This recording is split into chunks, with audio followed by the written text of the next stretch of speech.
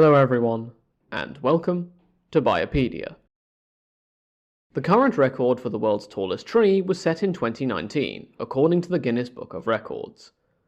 The tree in question is a coast redwood nicknamed Hyperion, and it reached a height of 116 meters and 7 centimeters. This specimen of the species Sequoia sempervirens is located in the Redwood National Park in California. However, the exact location isn't shared in order to protect the tree. This statistic leads me to my question for today. Would this situation be different on other planets? Using the example of Mars, let's dive into physical constraints on how big organisms can get. In this case, trees. Using the example of Mars, let's dive into some physical constraints on how big trees can get. This also allows us to cover a process fundamental to plant life, the transpiration stream and transpiration itself. To start with, wood is mostly created from lignin. Lignin is a complicated polymer, which is strong and one of the lightest building materials that is comparatively easy to assemble. The strength of lignin is one of the limiting factors for tree size.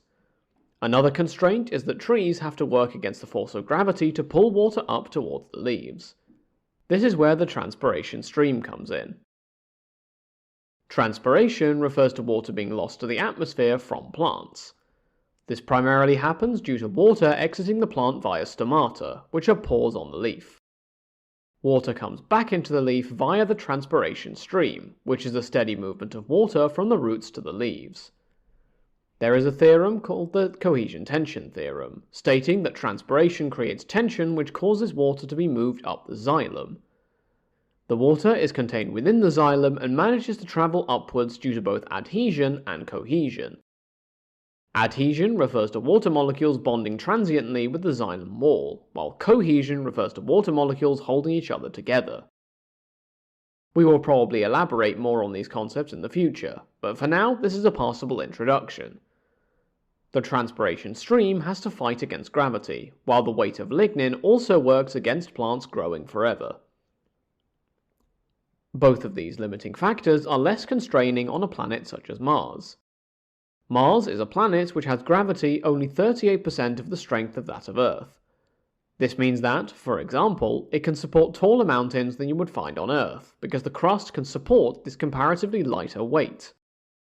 As a point of comparison, Mount Everest is 8,844 meters tall. Olympus Mons on Mars is 22,500 meters, making it almost 3 times taller. On Mars, lignin would be just as strong a polymer. This is because its strength is related to the strength of the electromagnetic force, which dictates bonding within lignin. This is unrelated to gravity, and is a constant of the universe. It doesn't change, therefore the strength of lignin would not change. However, as we said, gravity is weaker on Mars. As with the mountains, lignin would not weigh as much, so this constraint would be lifted. Apparently, it is possible to imagine forests on Mars with trees taller than 300 meters. Now, there are factors about discussing trees on Mars that would make trees more complicated in a real-world setting. For example, Mars is comparatively dry at its surface, with water existing below the Martian surface. Moreover, although most of the Martian atmosphere is carbon dioxide in terms of percentage, the pressure at the surface is just 6.1 millibars, compared to 1013.25 millibars on Earth. Added to this, the temperature can range from 20 degrees Celsius to minus 153 degrees Celsius.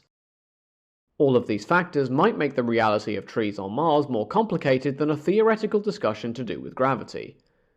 However, considering it in isolation does allow us to discuss a simpler picture while introducing the concept of transpiration and the transpiration stream. That's it for this episode. As always, thank you all for listening. Feel free to get in touch at the show's email address for any questions, comments, or topic suggestions for future episodes. Until next time, have a great week, everyone.